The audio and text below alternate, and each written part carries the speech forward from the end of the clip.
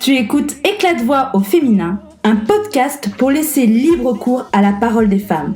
Je suis Vanessa et je pars à la rencontre de toutes ces femmes qui ont à cœur de raconter leur parcours de vie, en communiquant leurs difficultés, leurs blessures, leurs erreurs, mais aussi leurs joies, leurs fiertés et conseils. J'espère que cela t'inspirera à créer la vie qui te ressemble et à prendre soin de toi. D'abord, je tenais à te souhaiter une très belle et heureuse année. Qu'elle t'apporte ce que tu souhaites le plus profondément. Pour bien commencer 2020, j'ai comme invité une jeune femme rayonnante, pleine d'empathie et aussi de détermination. Tu pourras le constater en écoutant ce tout premier épisode de l'année. Manon Lelay est une maman heureuse d'un petit garçon, vivant en couple et exerçant le métier de conseillère indépendante en immobilier depuis 2 ans chez IAD France. Dans cette conversation, on a échangé sur la place de la femme au sein du foyer et de la parité homme-femme. On a également évoqué la culpabilité, la femme parfaite, le lâcher-prise et l'équilibre de vie. Ça te parle ? Elle nous raconte aussi les raisons de sa reconversion professionnelle, puisqu'elle est éducatrice spécialisée de formation et de métier, et qu'elle a dû faire une croix dessus quand elle a déménagé et quand elle est devenue maman. Enfin, on a parlé de son plus gros rêve, qui est de participer au rallye Aïcha des Gazelles au Maroc en 2021. Je te donnerai toutes les informations nécessaires si tu souhaites la soutenir dans son projet et dans son très beau challenge. Très bonne écoute. Salut Manon. Salut Vanessa. Merci d'être présente sur ce podcast, sur cet épisode du podcast Éclat de voix au féminin. Je suis ravie de t'avoir sur cet épisode. Merci à toi de m'avoir invitée. Alors, je suis ravie d'autant plus qu'on a collaboré pendant quelques années, pendant 2 ans, notamment sur le réseau Femmes de Bretagne, en tant que coordinatrice. Donc toi, tu es toujours coordinatrice de Femmes de Bretagne sur Nantes. Et oui. Tu es aussi, en fait, tu es une femme généreuse et engagée aussi dans des causes envers les femmes. Puisque tu as fait dernièrement Octobre Rose avec, oui. En tant qu'agent immobilier IAD, vous faites notamment une démarche pour Octobre Rose et une collecte de soutien-gorge. Et puis aussi, tu as un autre projet 100% féminin qu'on reparlera tout à l'heure. Donc, est-ce que ma question, c'est savoir si c'est un sujet, donc la cause féminine, est-ce que c'est un sujet qui te tient à cœur ? Oui, c'est un sujet qui me tient à cœur, notamment quand je me suis lancée à mon compte, où effectivement j'ai ressenti très rapidement l'isolement et le besoin d'aller rencontrer d'autres entrepreneurs. Femmes de Bretagne, ça a été une vraie découverte pour moi. Après, le sujet au féminin, forcément, s'est développé au travers du réseau Femmes de Bretagne, puisque je rencontre chaque jour des femmes formidables, donc du coup, ça donne forcément envie de comprendre la cause féminine, etc. De manière générale, je suis toujours attirée vers le social, vers les associations caritatives. Octobre Rose fait partie des démarches que je mets en place courant octobre. La cause féminine, oui et non, et en même temps, c'est plutôt la lutte contre le cancer du sein, sur lequel je suis concernée indirectement, mais dans ma famille. Donc voilà, ça fait partie. Et puis le challenge féminin, effectivement, toujours se dépasser, toujours oser, toujours aller de l'avant. Et je trouve qu'effectivement, entre femmes, on arrive très, très, très bien à se faire avancer et à se motiver. Donc ça, tu l'as eu véritablement, cette envie, enfin en tout cas te rapprocher plus des femmes via Femmes de Bretagne, ou plus c'était en toi mais c'est venu progressivement dans ta vie C'est d'adulte? venu progressivement parce que en fait, c'est de manière générale aller vers les autres, être au sein d'associations, que ce soit de femmes ou voilà, où il y a la mixité. Ça fait partie ça de moi, oui. L'accompagnement, l'aide à la personne et puis le côté caritatif. Maintenant, effectivement, Femmes de Bretagne, ça a été une vraie découverte et on est en pleine immersion avec que des femmes. Et c'est à ce moment-là, effectivement, qu'on se rend compte qu'on a besoin de se retrouver entre nous. Et c'est pas une question d'être féministe ou pas, c'est un ressenti, c'est un constat. Et effectivement, le réseau Femmes de Bretagne pousse et tend à se rendre, à être de plus en plus solidaires entre nous. Et est-ce que tu ressens justement, parce que quand on est coordinatrice, on rencontre de nombreuses femmes Oui. via ce réseau-là notamment et d'autres aussi. Et est-ce que tu ressens des problématiques communes au niveau des femmes dans leur quotidien, dans leur vie professionnelle, dans la vie, dans la société? Dans pas mal de domaines, effectivement. On est toutes différentes, mais il y a des choses sur lesquelles on se retrouve, comme le manque de confiance en soi, où on n'ose pas. On a besoin de se sentir sécurisé avant de faire un pas. Et ça se retrouve chez pas mal de femmes. Peut-être chez pas mal d'hommes aussi, mais on n'en parle pas. En tout cas, nous, on a cette chance, c'est de pouvoir en parler, notamment au sein du réseau. L'isolement, le fait de se retrouver toute seule, et ça concerne l'entrepreneuriat, mais j'imagine pas que. Dans d'autres à d'autres moments, on peut se retrouver seul, l'organisation, vie de famille, vie professionnelle. Ouais. Et du coup, tu m'avais parlé d'un sujet notamment sur la parité homme-femme. C'est un sujet qui te tient à cœur? Ouais, c'est un sujet qui me tient à cœur parce qu'effectivement, on est à mon sens, dans quelque chose qui est assez complexe aujourd'hui où on essaye, on crie corps et âme les inégalités entre les femmes et les hommes. Et je trouve que parfois, à faire ça, on cherche vraiment à se différencier. Et ça me pose parfois souci parce qu'on est juste différents, qu'on soit que des femmes ou que des hommes, on a juste nos compétences et nos... Enfin, je veux dire, il y a aussi des hommes qui ont un manque de confiance en eux, il y a aussi des hommes qui ont envie de pleurer, il y a aussi des hommes... Enfin, je veux dire, ce qui me gêne un peu, c'est le côté un peu catégorie... en essayant toujours de faire des distinctions entre les hommes et les femmes. Alors oui, il y en a, et oui, il y a des inégalités et il faut en parler, mais il faut aussi faire attention à notre place.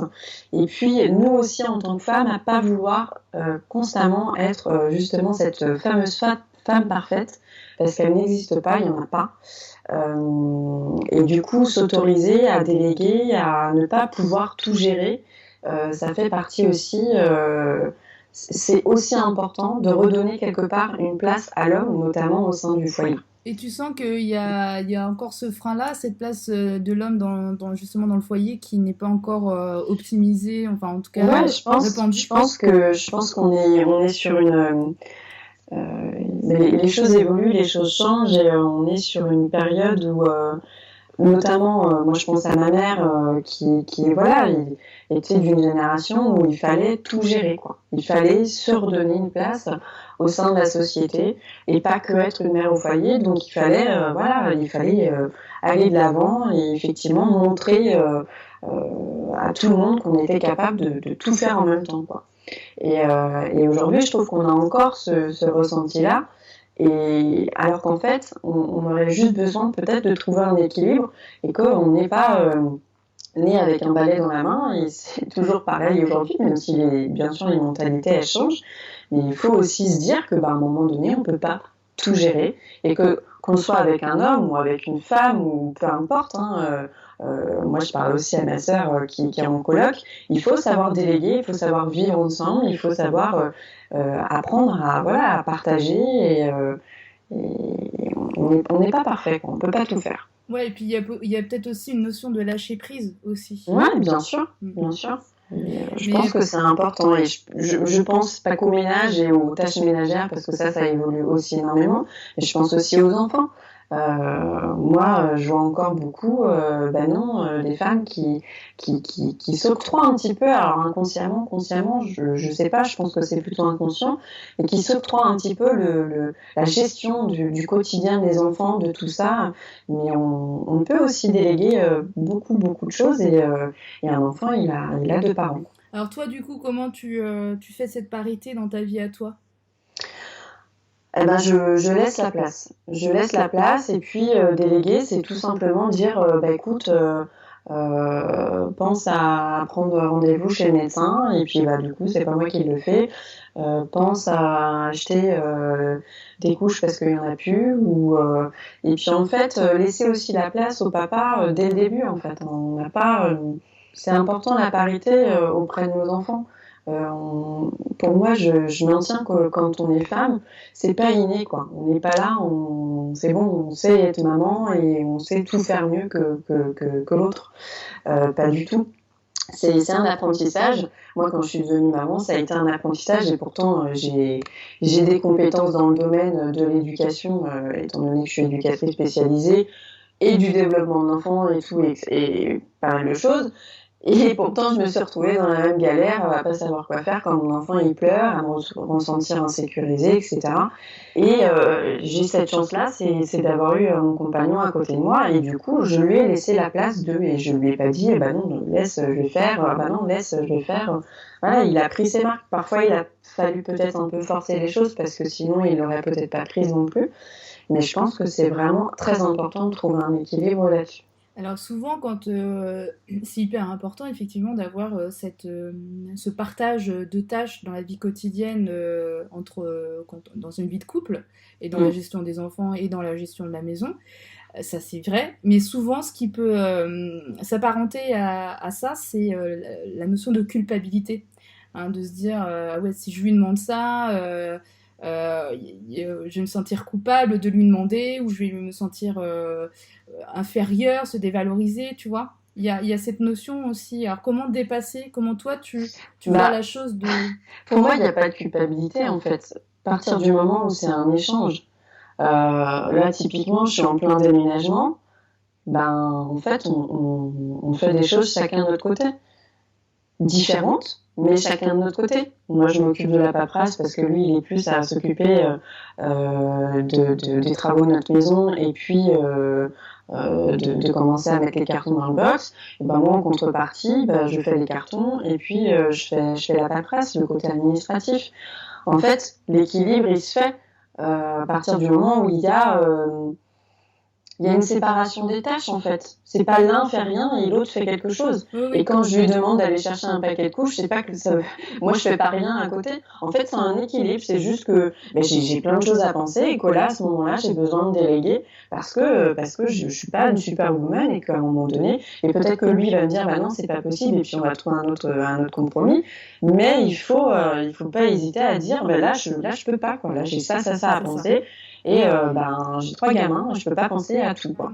Mais c'est vrai que bien souvent, les femmes vont avoir ce sentiment-là, finalement. Mais il faut pas. C'est ça. Il faut et pas. Il y a aussi une notion qui est importante pour le coup aussi, qui met en avant ce que tu dis, c'est la communication avec le partenaire. Bien sûr, oui, c'est sûr, c'est évident. C'est hyper important.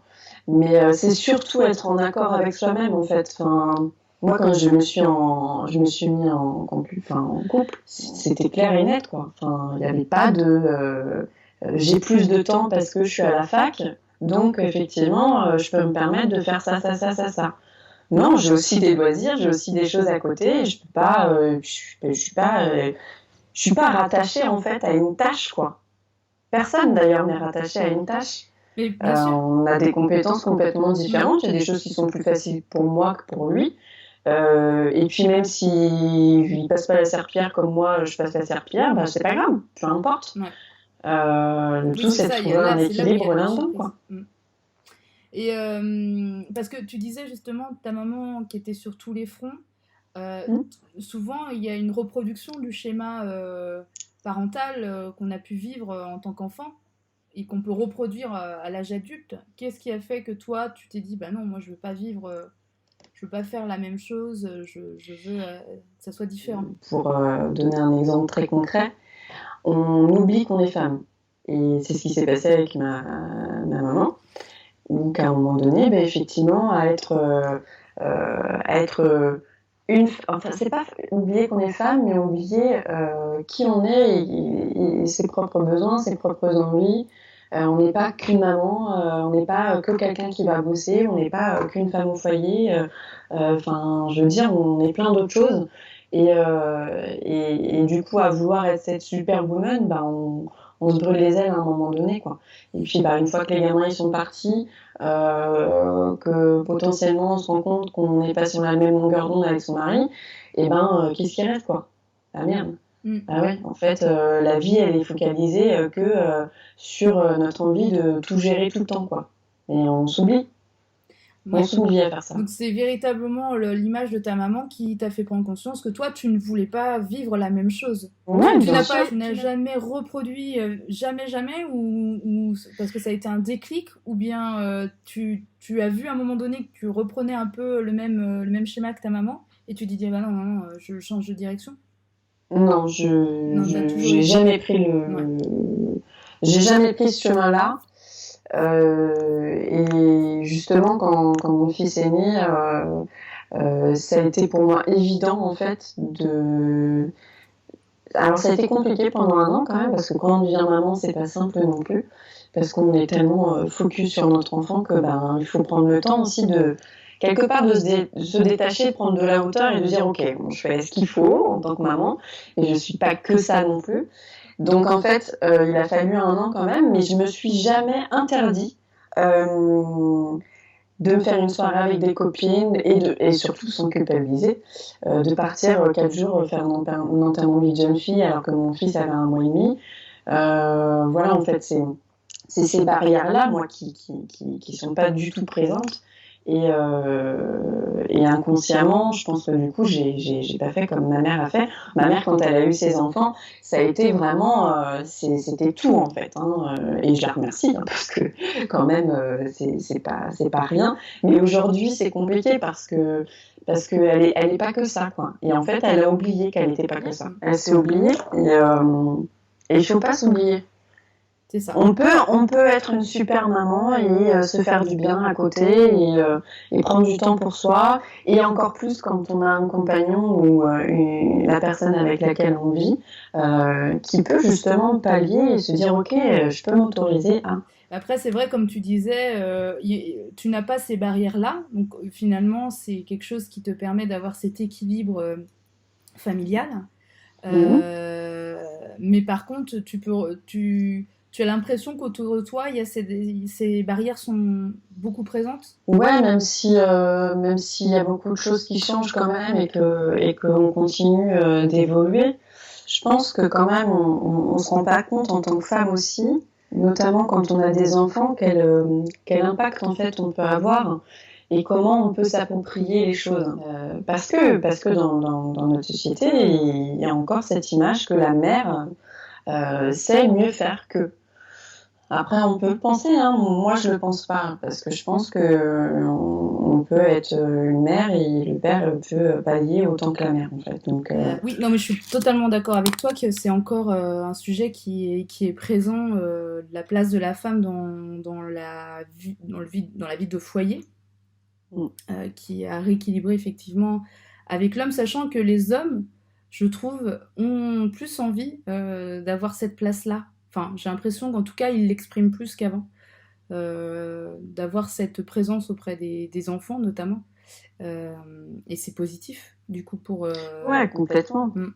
C'est positif, et puis il y a énormément de choses qui changent. Enfin, je veux dire, quand je vais à l'école accompagner Noah, je vois le nombre de papa et le nombre de maman. Enfin, c'est incroyable. Il y a des années de ça, je pense qu'on n'aurait jamais vu un homme ni à l'arrivée à l'école, ni à la sortie. Enfin, je veux dire, il y a quand même plein de choses qui changent et c'est super. Mais je pense quand même qu'il faut faire attention à ce qu'on peut mettre en place indirectement dans notre façon d'organiser notre foyer, et notamment quand on devient maman. Oui, et c'est pour ça aussi que je te posais la question tout à l'heure, si toi, tu avais eu en fait une, entre guillemets, une mauvaise habitude dans le sens où tu étais trop présente ou en tout cas pas assez, où il n'y avait pas une répartition égalitaire dans ton foyer ou si ça a toujours été le cas. Parce que souvent, ce qui peut se produire, c'est qu'au départ, il y a une habitude, une routine qui se met en place dans le quotidien quand on est en vie de couple. Les enfants arrivent, on garde cette habitude-là et la place de la femme, elle a été dès le départ euh, assez présent dans la gestion du foyer et s'ajoutent les enfants. Et après, pour changer les habitudes, que ce soit de la part de la femme ou de l'homme, c'est très compliqué. Après, enfin, c'est compliqué, ça marche, hein, mais c'est vrai Mm. il y a une communication à avoir entre les deux Et partenaires. c'est pour ça que je parle de parité de manière générale, parce qu'effectivement, je suis bien d'accord avec toi. Nous, ce qui crée l'équilibre aujourd'hui avec Noah en plus, c'est parce que auparavant il n'y avait pas de déséquilibre au niveau des Ouais, tâches bien sûr. ménagères, au niveau du quotidien de manière générale. Et alors, il y a d'autres soucis, hein, je vous rassure, hein, Oui, comme mais partout. bon, c'est vrai qu'à ce niveau-là, je veux dire, on s'est jamais pris la tête parce que j'en ai ras-le-bol, moi, de passer le balai. Non, Ouais, parce bien qu'en sûr. fait, les choses se font, et pour tout, pour tout, pour tout, pour tout. Pour la machine à laver, pour le repassage, pour toutes les tâches du quotidien. Et justement, quand toi, au niveau de ta vie professionnelle, là, on a parlé de ta vie de famille, que ton fils il y a 3 ans bientôt. Mm. Euh, Tu as expliqué aussi que tu avais une formation, une expérience en éducatrice spécialisée. Ouais. Et, mais depuis 2 ans, tu es conseillère en immobilier chez IAD France. Ouais. Est-ce que tu peux nous expliquer les raisons de cette reconversion? Est-ce que c'est dû justement à l'arrivée de ton fils? Est-ce qu'il y a d'autres paramètres qui sont entrés en ligne de compte? Il y a plusieurs paramètres. Le premier, c'est effectivement certainement l'arrivée de mon fils. Parce que quand on devient maman, effectivement, les priorités changent. Et en tant qu'éduc, c'était très compliqué, étant nouvelle sur la région nantaise, de trouver du travail, et notamment de trouver du travail qui réponde à mon équilibre familial, comme mon compagnon a des horaires aussi très atypiques. Donc en fait, c'était vraiment compliqué de pallier à l'organisation familiale du fait qu'en tant qu'éduc, on est très rapidement à faire les 2-8, etc. Donc c'était pas possible pour moi. Donc il y avait ce premier critère, et puis l'autre, c'est celui effectivement où les conditions de travail et ce qui moi m'anime et l'accompagnement que j'entends quand je travaille en tant qu'éduc, voilà, j'étais plus comment dire, en phase avec ce qu'on pouvait me proposer au niveau des postes qu'on pouvait me proposer, quoi. En termes de conditions de travail, qui se répercutait sur les conditions d'accompagnement des personnes en difficulté. Donc voilà, il y a plusieurs choses. Après, je ne vais pas rentrer trop dans le détail parce que ça tombe. Mais c'est ce qui m'a permis de sauter plus rapidement le pas dans une reconversion, en fait. Voilà. Ouais. Je cherchais autre chose, je cherchais un autre équilibre, je cherchais de meilleures conditions et de travail et aussi pour l'équilibre de Noah. Donc voilà, plusieurs choses. Et pourquoi conseillère en immobilier? Pourquoi conseillère en immobilier? C'est une bonne question. C'est une opportunité qui s'est présentée à moi. Je suis pas quelqu'un qui réfléchit trop. Alors des fois ça m'aide, des fois ça m'aide pas. Mais voilà, je me suis dit pourquoi pas. J'ai pris ça comme un challenge parce que je pense qu'on peut effectivement faire un super boulot dans le cadre des projets immobiliers des personnes. L'accompagnement, l'empathie, l'écoute, ça, je sais faire. Donc, accompagner les gens dans une phase de leur vie aussi importante à mes yeux, et je pense aux leurs, m'a motivée à me lancer dans l'aventure, et j'y prends beaucoup de plaisir parce qu'effectivement, c'est très important de prendre le temps avec les gens, et aujourd'hui les gens ont besoin qu'on prenne le temps avec eux pour des projets comme celui-ci. qu'ils soient heureux ou pas heureux, parce que c'est pas toujours un projet positif, mais voilà, il y a besoin de guide, d'accompagnement, et c'est ce qui m'a motivée, et c'est ce que je recherche à faire auprès des gens aujourd'hui, leur apporter un soutien et des conseils qualitatifs. Et donc ça veut dire que là, tu es indépendante, Oui. maman d'un enfant. Oui.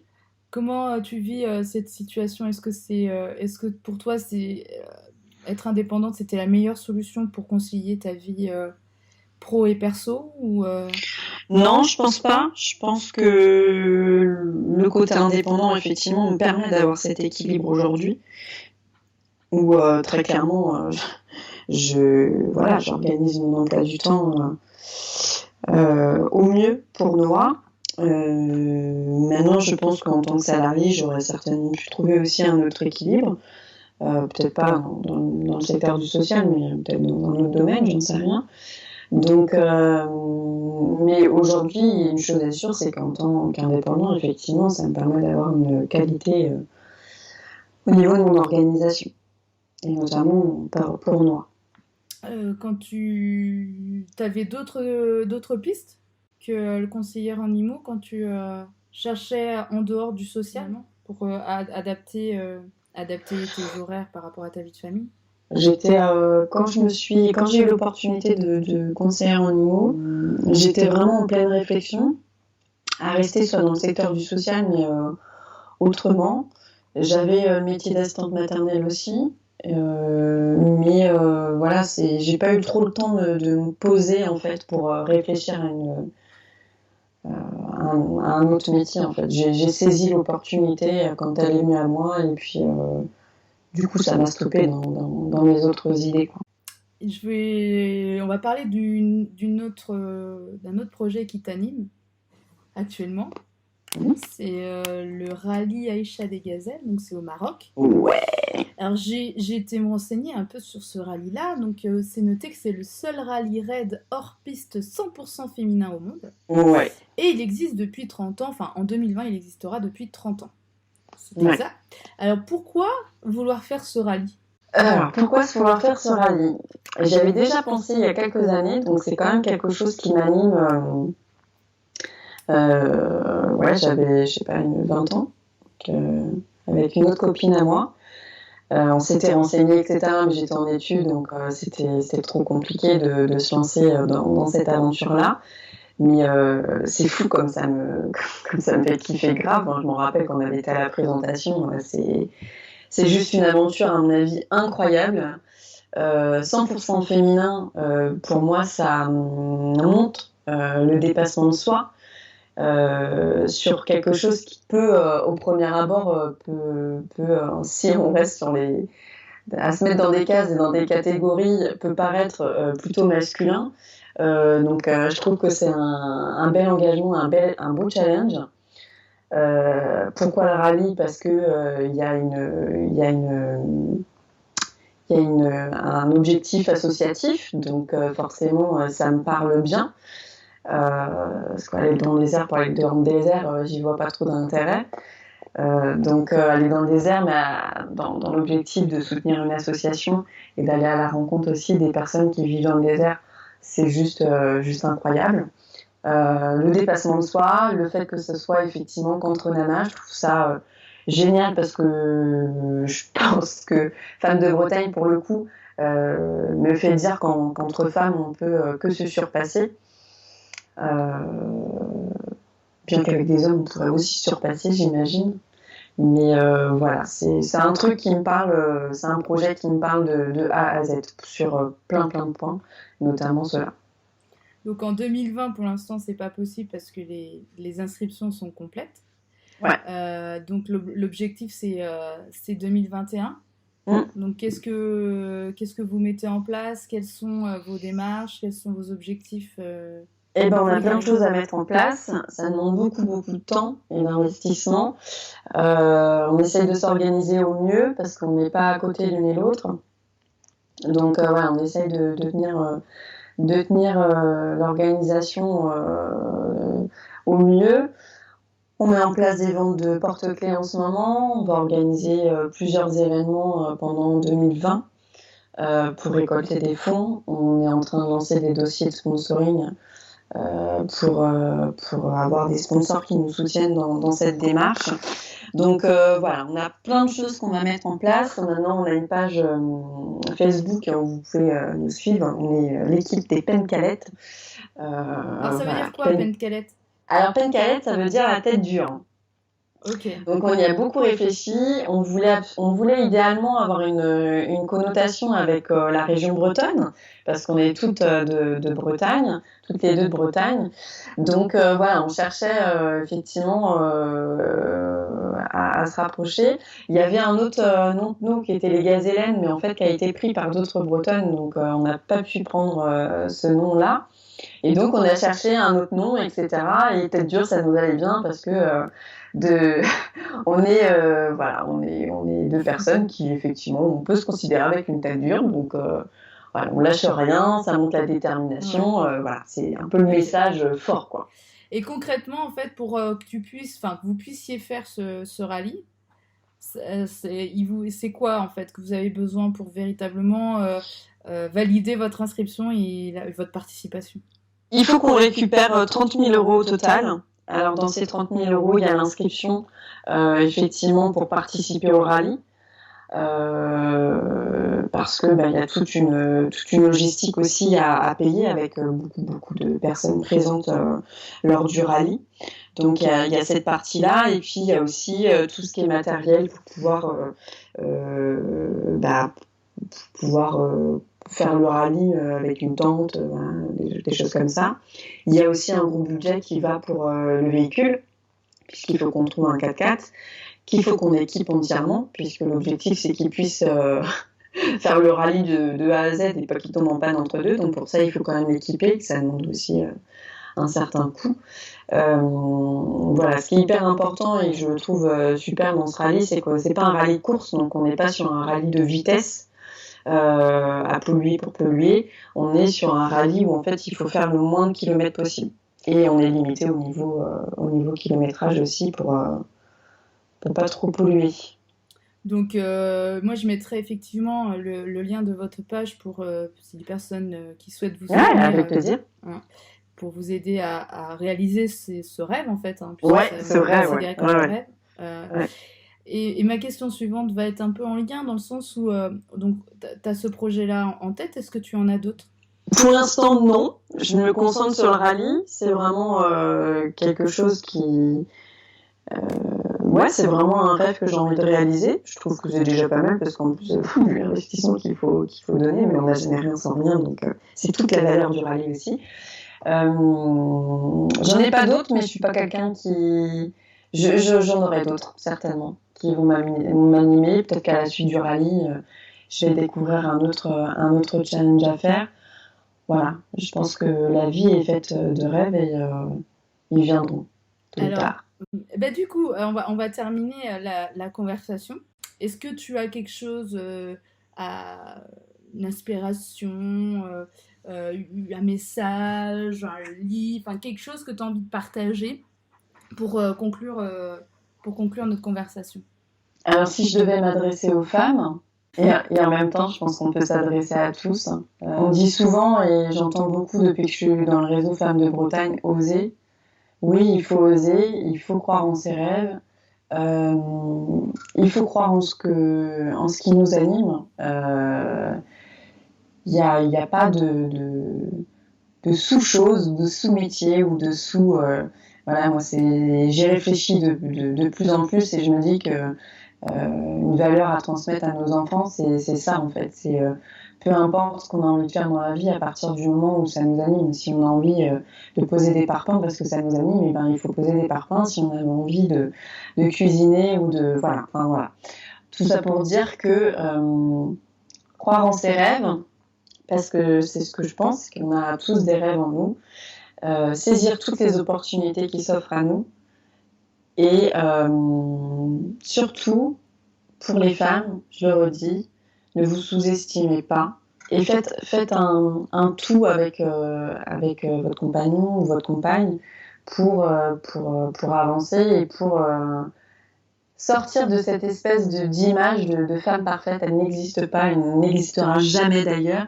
Et on le dit souvent, la femme parfaite, mais on dit souvent aussi que personne n'est parfait. Alors moi, je tiens à te remercier parce que à travers cette conversation et aussi parce que je te connais, je sais que tu es une femme généreuse, empathique, engagée. Tu t'investis à fond dans tout ce que tu entreprends et donc je te félicite. C'est vraiment très inspirant et bravo pour tout ce que tu fais. Voilà. Merci, mais je suis inspirante, mais les autres le sont aussi. Et c'est une des choses qui ressort dans toutes les rencontres, parce que depuis que je suis dans mon compte, je n'ai jamais autant rencontré personne de ma vie. Et il faut surtout prendre de l'inspiration de partout. C'est vrai. Merci à toi, Vanessa. Non, mais merci d'avoir accepté de participer à ces... c'est un plaisir. Et puis, voilà, à très bientôt. Et puis, s'il y a un débat parité, je veux bien être présente. Ok, c'est noté. Moi, je te remercie, Manon. Ok. Ouais. Allez, ciao. À plus. Ouais. Merci beaucoup à Manon de nous avoir partagé son parcours, ses convictions et son authenticité que je sais légendaire. Pour toi qui m'écoutes, je te mets en description de ce podcast le lien de son actualité professionnelle, mais surtout la page Facebook concernant son rallye Aïcha des Gazelles au Maroc que tu peux soutenir car c'est une superbe aventure humaine et caritative. Je te remercie sincèrement pour ton écoute. J'espère que cet épisode t'a plu. Laisse-moi ton avis sur mon site internet jdupeps.com sous l'onglet podcast ou bien sur les différentes plateformes d'écoute ou sur mes réseaux sociaux. Je te dis à très vite pour un nouvel épisode. Salut, salut!